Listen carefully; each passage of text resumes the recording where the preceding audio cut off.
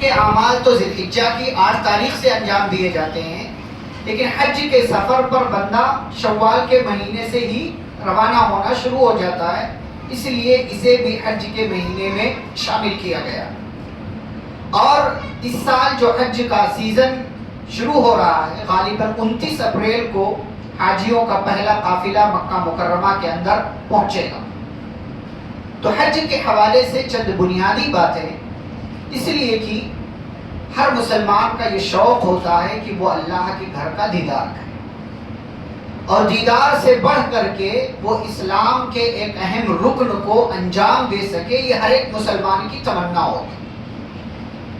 دعا کرتے ہیں کہ اللہ تعالی ہم سبھی کو حج جیسا مبارک عمل انجام دینے کی توفیق عطا فرمائے۔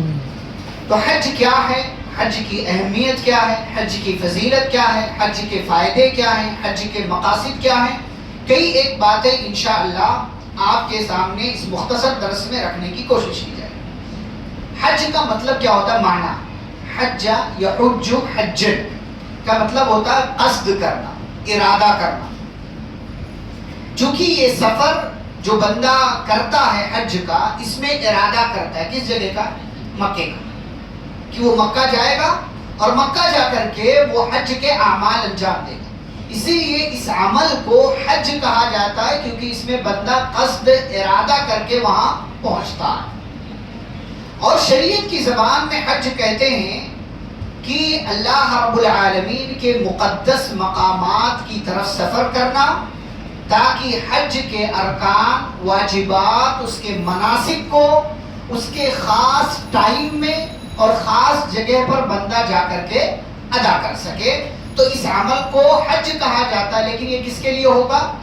اللہ رب العالمین، دکھاوے کے لیے نہیں، ریاکاری کے لیے نہیں، بلکہ صرف اور صرف اللہ رب العالمین کے لیے یہ عمل انجام دیا جائے۔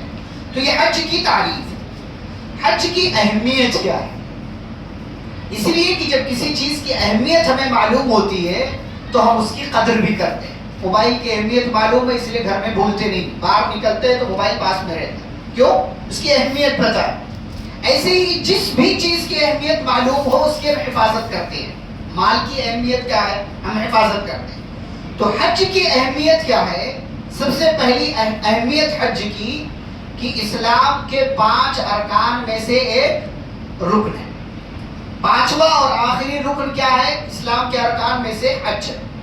تو یہ اہمیت ہے اس۔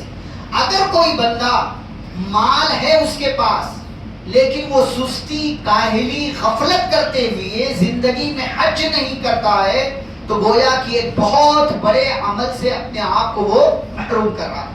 اور اگر کوئی اسلام کے اس رکن کا انکار کر دے، ایسی صورت میں وہ بندہ مسلمان نہیں رہ جاتا، وہ بندہ مسلمان نہیں رہ جاتا۔ تو یہ حج کی اہمیت ہے کہ اسلام کے 5 ارکان میں سے یہ ایک رکن ہے۔ حج کی ایک اور اہمیت یہ ہے کہ قرآن میں اللہ نے حج کا تذکرہ کیا ہے، بلکہ حج کے نام سے مکمل ایک سورہ اللہ نے قرآن میں رکھا ہے۔ کون سے پارے میں؟ جی 12 نمبر 17 میں سورۃ الحج نام کی ایک سورہ اللہ نے رکھی۔ یہ بھی حج کی اہمیت ہے۔ ایسے ہی حج کی اہمیت یہ بھی ہے کہ خود پیارے نبی صلی اللہ علیہ وسلم نے کیا کیا؟ حج کیا۔ آپ نے یہ عمل انجام دیا ہے، اور پیارے رسول صلی اللہ علیہ وسلم ہمارے لیے نمونہ ہیں، اسوہ حسنہ ہیں، مثال ہیں ہمارے لیے۔ تو جو کام پیارے نبی صلی اللہ علیہ وسلم نے کیا ہے وہ کام ہمیں بھی کرنا چاہیے۔ حج کی ایک اور اہمیت یہ ہے کہ حج کی جتنی تفصیلات ہیں، یعنی شروع سے لے کر کے آخر تک جتنے کام ہیں، جن جن چیزوں کی ضرورت پڑتی ہے حج میں، وہ ساری باتیں پوری تفصیل کے ساتھ اللہ اور اس کے رسول صلی اللہ علیہ وسلم نے بیان کر دیا۔ کوئی بھی چیز چھپی ہوئی نہیں، کوئی بھی چیز ایسی نہیں ہے کہ بتایا نہیں گیا ہے۔ ہر چیز واضح ہے اور ہر چیز اللہ اور اس کے رسول صلی اللہ علیہ وسلم نے بیان کر دیا۔ یہ ہوئی حج کی اہمیت۔ حج کی اہمیت کے بعد ہم لوگ دیکھتے ہیں کہ حج کی فضیلت کیا۔ کوئی بندہ اگر حج کرتا ہے تو اس کو کیا مقام ملتا ہے، حج کرنے والے کا مقام کیا ہے اور حج کی فضیلت کیا ہے۔ سب سے پہلی فضیلت کہ حج کا یہ عمل اللہ کے نزدیک افضل اور بہترین اعمال میں سے ایک عمل ہے. جیسا کہ حدیث ہے، ابو ہریرہ رضی اللہ تعالیٰ عنہ فرماتے ہیں اللہ کے نبی صلی اللہ علیہ وسلم سے پوچھا گیا ای الاعمال افضل، کون سا عمل سب سے افضل ہے؟ تو آپ نے کیا کہا؟ ایمان باللہ ورسولہ، اللہ اور اس کے رسول صلی اللہ علیہ وسلم پر ایمان لانا، یہ سب سے افضل کام ہے. پھر پوچھا گیا اس کے بعد کون سا؟ تو کہا جہاد فی سبیل اللہ، اللہ کے راستے میں جہاد کرنا. پھر پوچھا گیا کون سا؟ تو کہا حج مبرور، اللہ کے نزدیک سب سے افضل عمل کون سا ہے کہ ایک بندہ جا کر کے حج کا عمل انجام دے لے، یہ اللہ کے نزدیک افضل عمل ہے. تو کوئی اگر حج کرتا ہے تو گویا کہ وہ سب سے اچھا کام انجام دے رہا ہے، وہ اچھا کام جو اللہ کو پسند ہے. دوسری فضیلت کیا ہے کہ حج کرنے کی وجہ سے بندے کے پچھلے سارے گناہ کیا ہو جاتے ہیں؟ معاف ہو جاتے ہیں. پچھلے سارے گناہ، چھوٹے گناہ، بڑے گناہ، صغیرہ کبیرہ، سارے گناہ اللہ تعالیٰ معاف کر دیتا. ابو ہریرہ رضی اللہ تعالیٰ عنہ کہتے ہیں سمعت النبی صلی اللہ علیہ وسلم یقول، میں نے نبی صلی اللہ علیہ وسلم کو فرماتے ہوئے سنا من حج للہ، جو اللہ کے لیے حج کرے.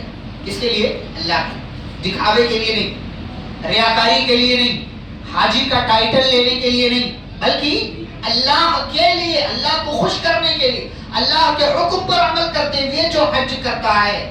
اور جب وہاں جاتا ہے فلم یرفض، تو کسی کو گالی نہیں دیتا، کسی کو برا بھلا نہیں کہتا، کسی سے زبان درازی نہیں کرتا، کسی کے تعلق سے غلط بات نہیں کرتا. ولم یفسق، اور نہ ہی کوئی گناہ کا کام وہاں کرتا ہے. جو بندہ حج کے لیے جائے 3 شرط ہے. نمبر 1 اللہ کے لیے جائے،